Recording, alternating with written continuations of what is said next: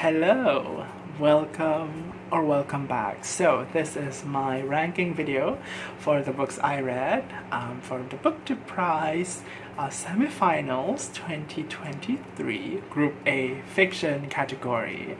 And before I start with talking about the books, I must say this group is the first group that I think contains all decent books. Like, I wouldn't call any of these books duds. Like, maybe some of these books probably have their weak points that detracted from my reading enjoyment a little bit. Yeah, I'm gonna talk about those later. But this group, it was wonderful. As a whole, I would say I enjoyed this book. The lowest rating I gave in this group was 3 out of 5 stars. So yeah, so I'm gonna start with book at number 6.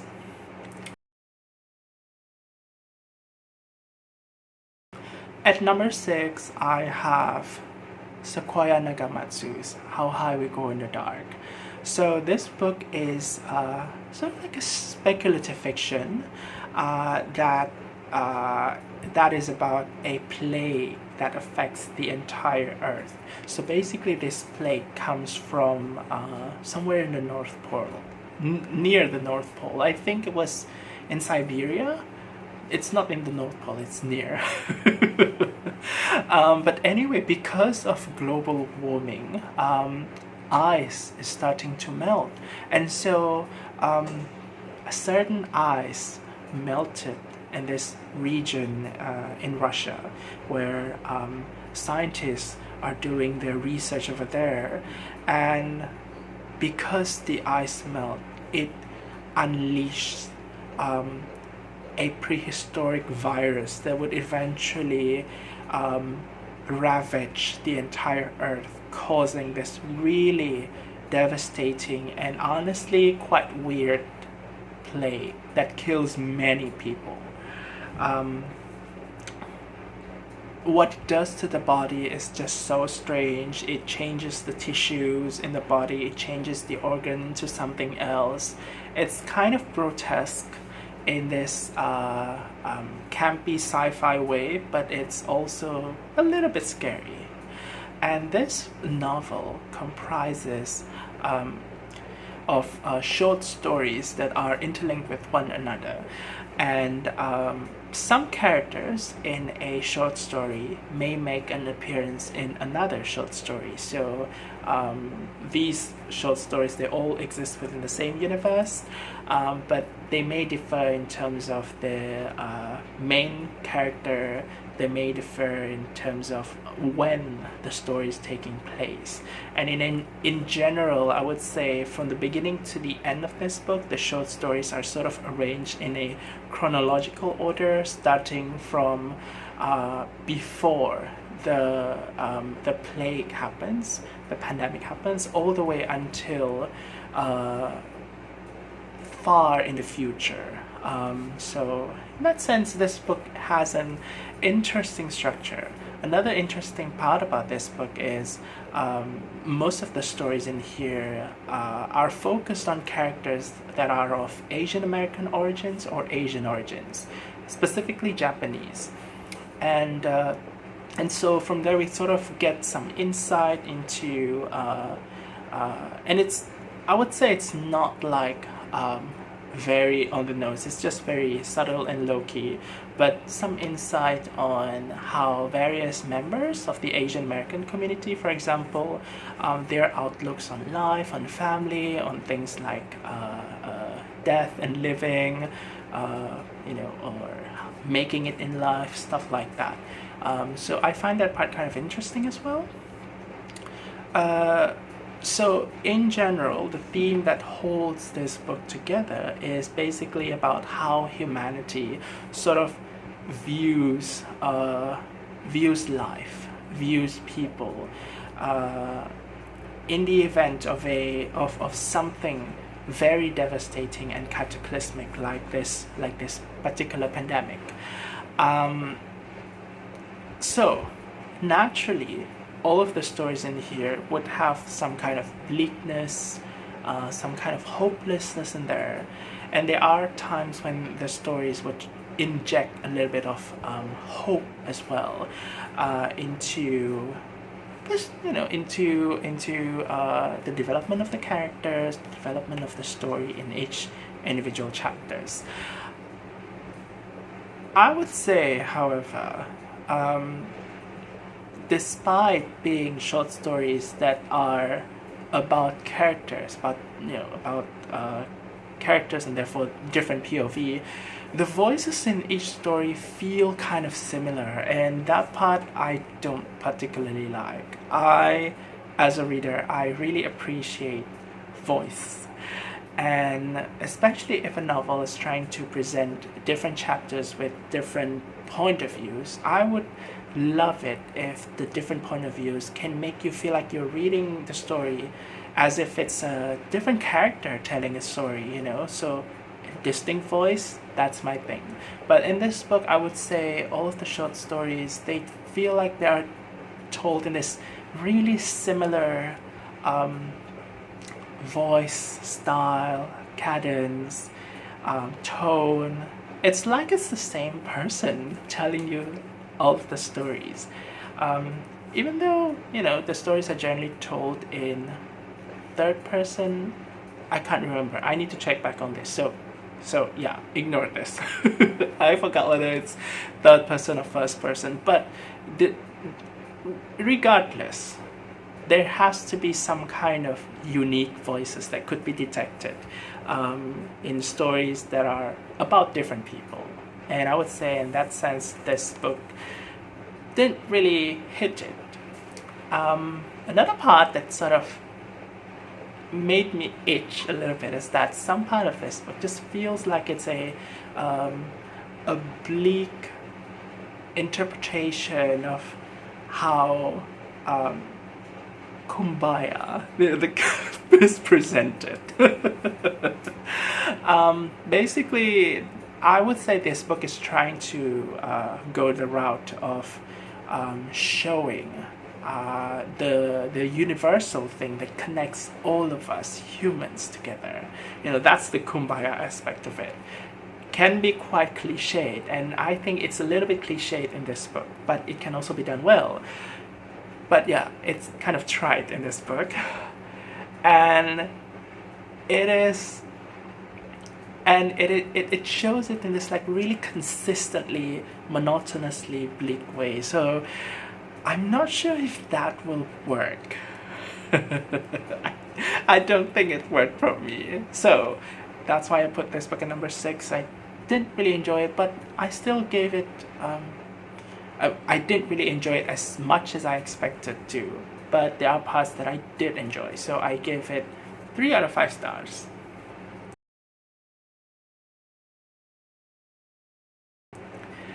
Next, in number 5, I have Claire Keegan's Foster. So this is a novella, a very short story about,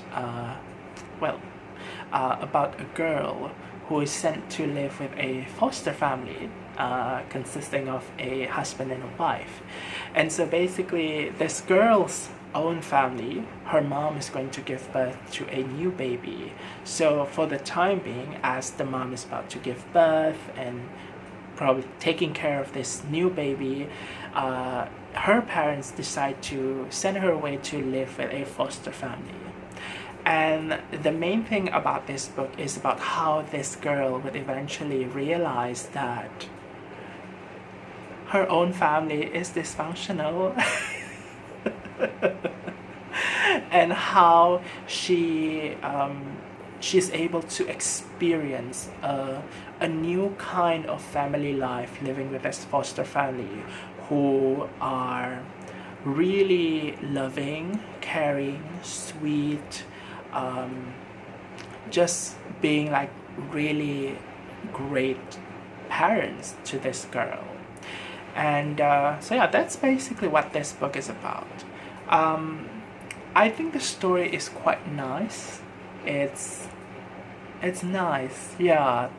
And I think that's probably one of the reasons why I didn't enjoy it as much as I wanted to. This book also got 3 stars from me.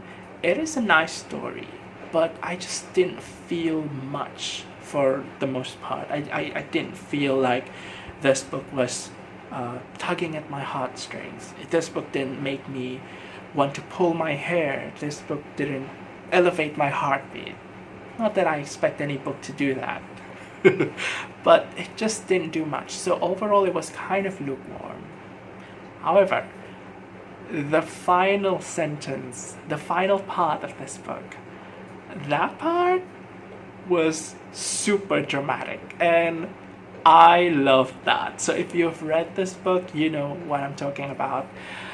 The ending of the book, even though what actually happens there is something as low-key as a whisper or something like that, you know, it's just shh. But it was dramatic, I'm telling you. I was like, and I just learned that there's a movie adapted from this novel, and it also contained that final part. I really wanted to see how it looked like in live action, because I really like that, you know, that last part. So yeah, moving on to number 4.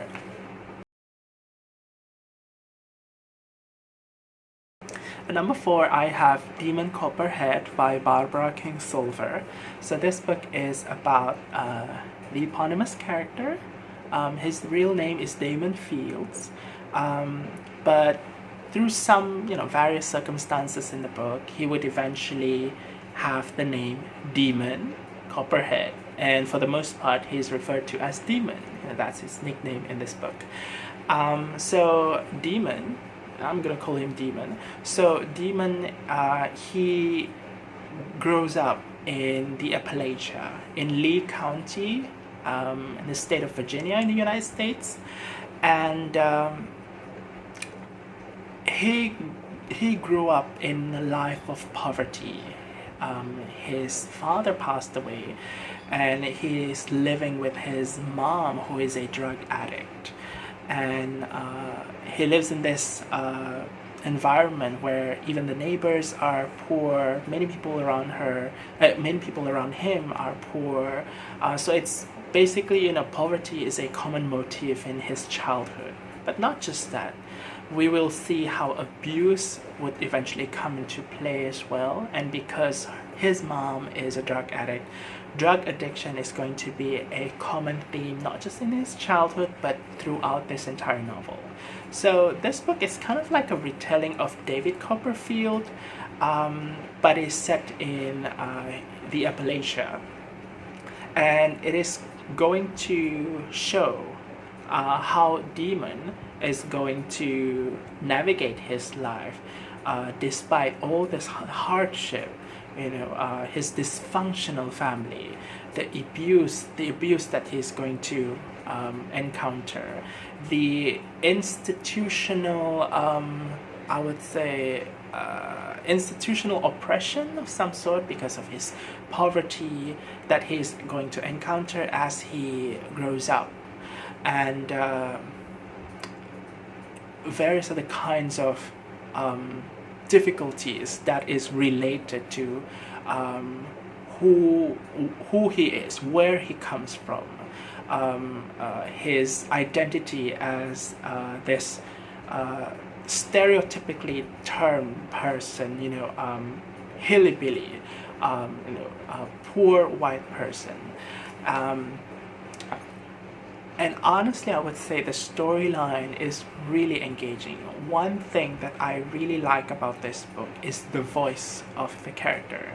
I think the author really tries to deliver that, and this entire book is narrated by Demon, the character himself. And so we really get to hear his voice from the beginning all the way to the end, and that sort of includes, you know, the things that he learns along the way, you know, the character development that he experiences throughout this entire book, how he grows as a person.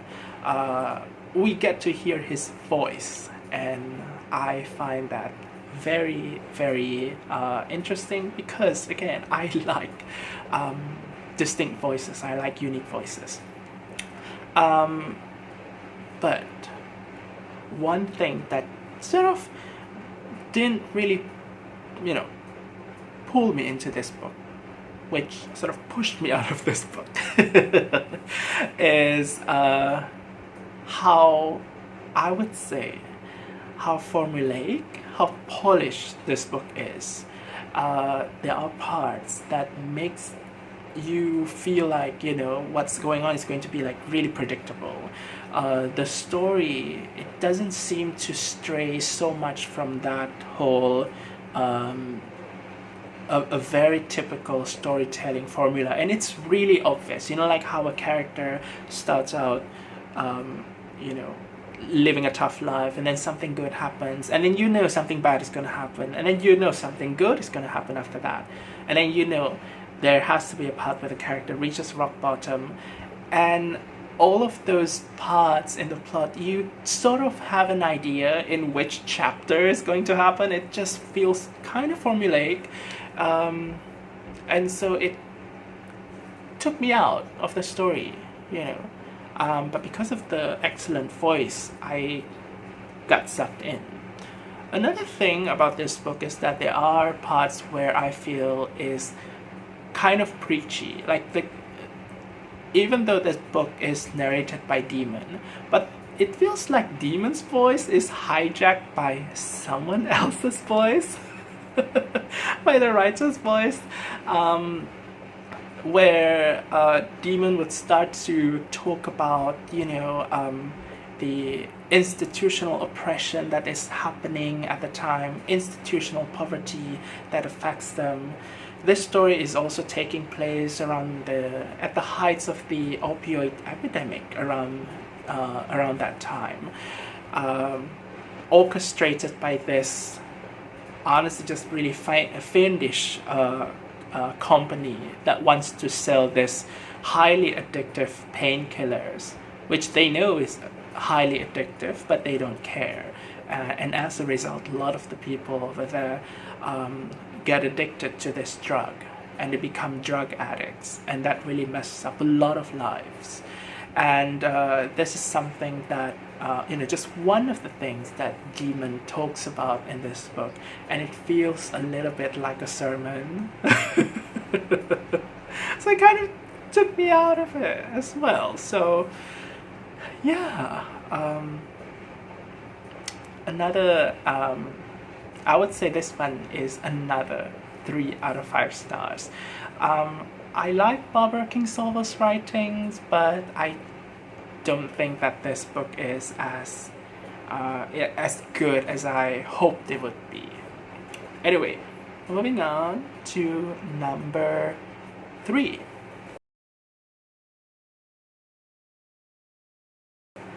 At number 3, I have Our Wives Under the Sea by Julia Armfield.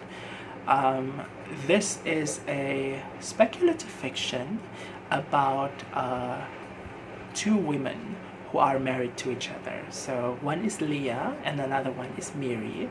So Leah joins a deep sea exploration, and she's supposed to be like in this exploration for like a couple of weeks or so, and meanwhile Miri stays on dry land. But the main thing that happens in this novel is that once Leah came back from this deep sea expedition in a submarine, she's like a different person. And so Miri is lamenting the fact that their relationship is not the same as it used to be. So the way this novel is written is that we get alternate chapters between Leah and Miri. So Miri would talk about how her relationship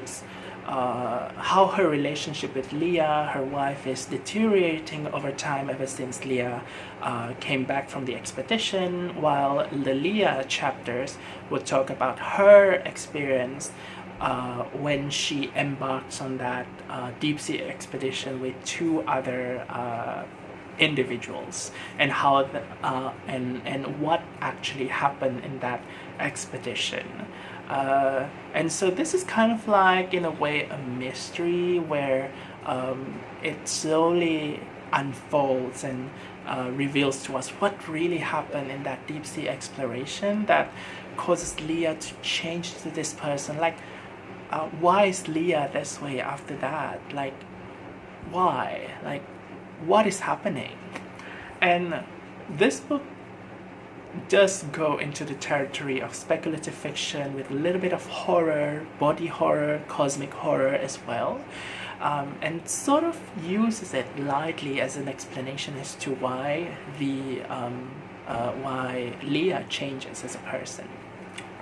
But I also think that, you know, and this is the interesting part from me. I like how this book, it sort of uses this as a way to tell a story about how a relationship changes over time. Like, people can drift apart in a relationship, and this phenomenon may or may not be explainable. Like, it can naturally happen over time.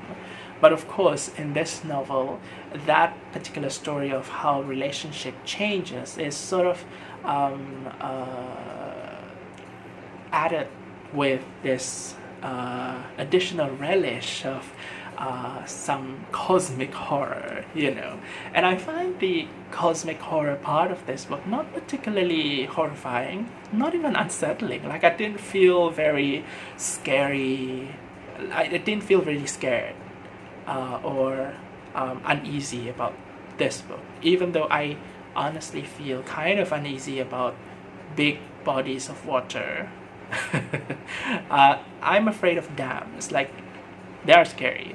So this book could have done that for me, but it didn't. I just felt like I was more invested in the psychological aspect of transformed relationship rather than the horror aspect of this book, which to me wasn't exactly like there. It was almost non-existent, even though there were some obviously horrifying things that happened, but I just didn't feel emotionally invested in that.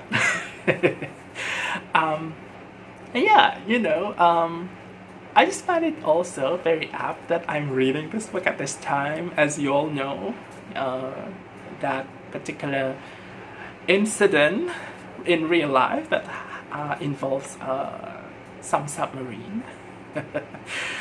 I mean, while I was updating my reading status of this book on Goodreads, someone teased me about it as well. So, I don't know, it was kind of interesting.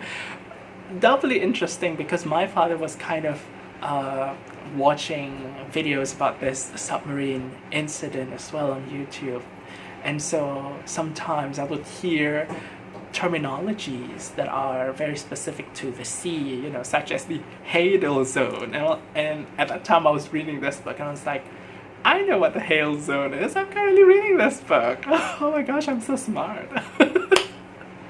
Okay, no, I'm not smart, but it's just kind of interesting, you know, reading this book at around this time with all this zeitgeist. It's not really zeitgeist, it's just something that's going on in the news that is currently happening around you. I don't know, just a little bit of quirky, interesting bits that happen. Anyway, moving on to number 2. But before that, I give this book 4 out of 5 stars because I like the psychological aspect of this book. It's really interesting. Anyway, moving on to number 2.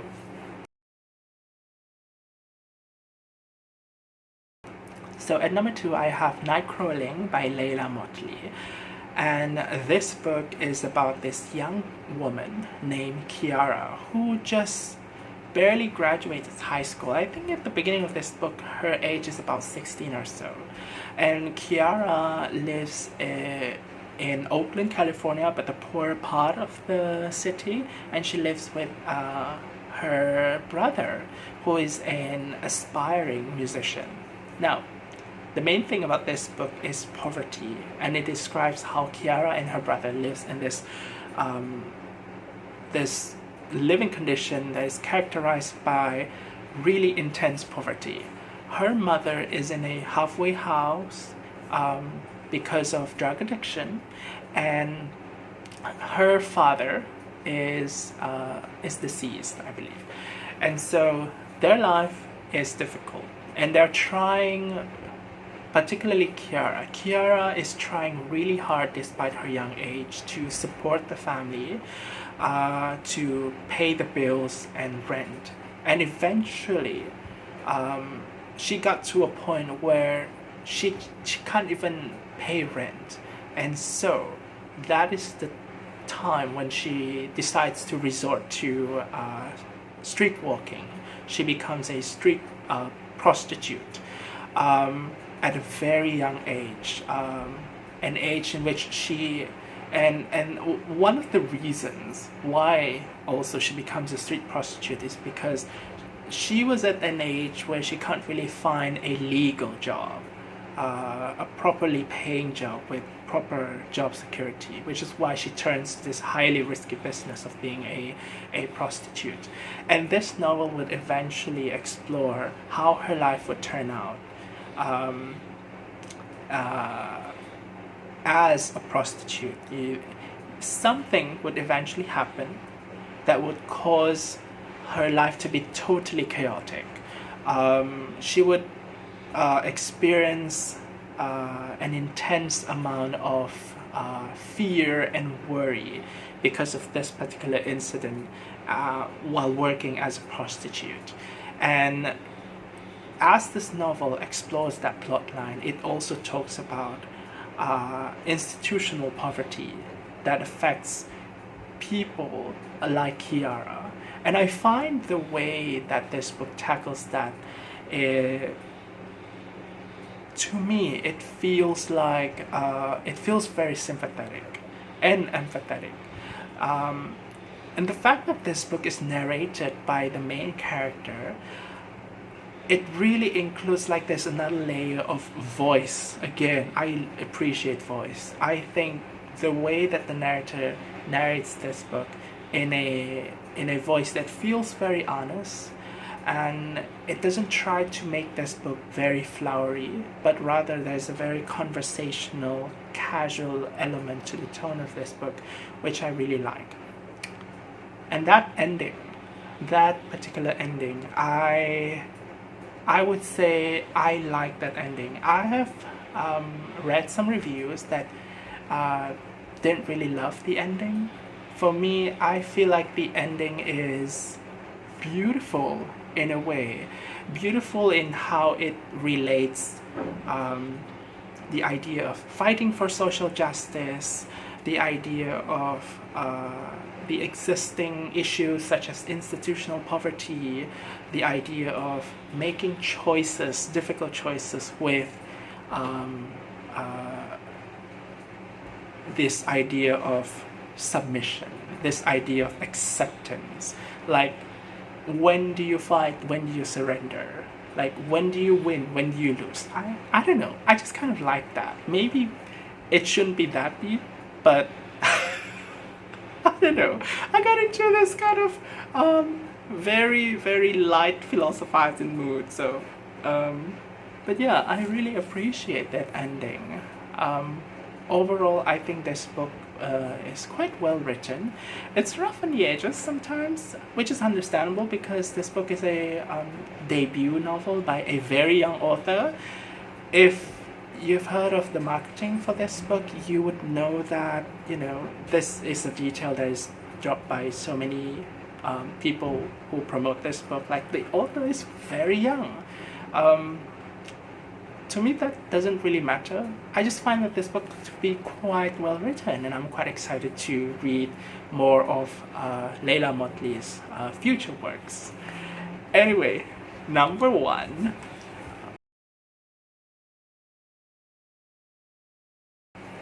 So at number one, I have Carrie Soto Is Back. and this one is by Taylor Jenkins Reid. I've heard of Taylor Jenkins Reid a lot on Bookstagram, on BookTube, but particularly on Bookstagram.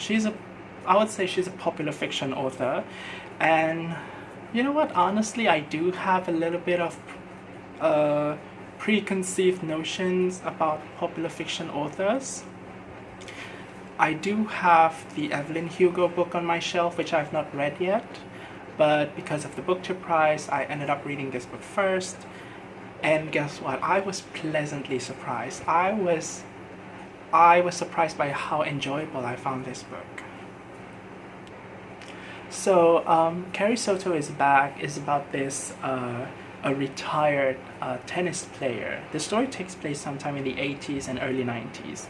A retired American tennis player named Carrie Soto, who used to dominate the tennis championships sometime in the 80s, and she was known as this tennis player who is really standoffish, a character that is not known for her kindness and her sweetness. She is very dominant while playing, and she has this particular reputation, and she holds the title for the most number of titles, right? And this was her achievement in the 80s, and so towards the end of that, she retires. But something would eventually sort of inspire her to go out of retirement, to and be a professional tennis player again. And this book is about her journey in going out of retirement and how she would end up performing, after returning. And yeah, the premise is really simple. It's just about this. But I really love how the character is written. I really love how the plot is arranged. The pacing is honestly quite well done. It's very balanced. The character work is done in a way that is sufficient. You get this I would say sufficiently complex character in Carrie Soto, how her character flaws, weaknesses, and also her strengths, they're all there. It's almost formulaic to a certain extent, but I don't think it really hurt the story.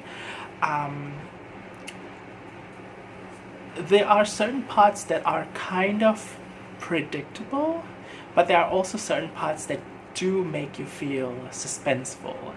And what I like about this book is that it feels like it's a cinematic experience. It's like you are watching a limited drama series or a movie, and there's something quite visual about this book. This novel uses tennis, a lot of tennis in its story, and it uses tennis in a way that, especially tennis matches, in a way that allows the suspense to be elevated. Like while I was reading this book, while the characters are playing tennis, you feel a certain thrill, a certain suspense, and knowing like, is this person gonna win? Is this person gonna lose? Like, I would say the author knows how to apply the physicality of a sport and transform it into this suspense that one can experience in a written work. And honestly, I'm not a very visual person when it comes to novels. Like I might have a very bad imagination, but I can't really imagine things visually very well when I read a novel. But in this book, I could. And I think it's all because the writing is done in a way that is quite excellent, that it allows me to feel that way. The plot line is nothing too deep, and that's another thing that I like, because the story does not seem to have this pretense that it's trying to explore something deeper other than delivering a good story. It knows what it wants to achieve, and it achieves that. And basically, that's how I judge all of the books in this group, whether they are successful in reaching their goal. And I think Carrie Soto is the most successful in terms of reaching its own goal. So anyway, those are all of the books I read in this group. Let me know if you have read any of these books, if you enjoyed them or if you have not enjoyed them. Yeah, let me know your experience if you judge the BookTube prize as well this time around, this round. Are you going to judge the final as well? I signed up for that. And I'm quite excited to see which books won from this particular group. Obviously, the winner should have been announced already, but I am from the past, so I don't know. Anyway, I'll see you again in a different video, so until then, take care, thanks for watching, and bye bye.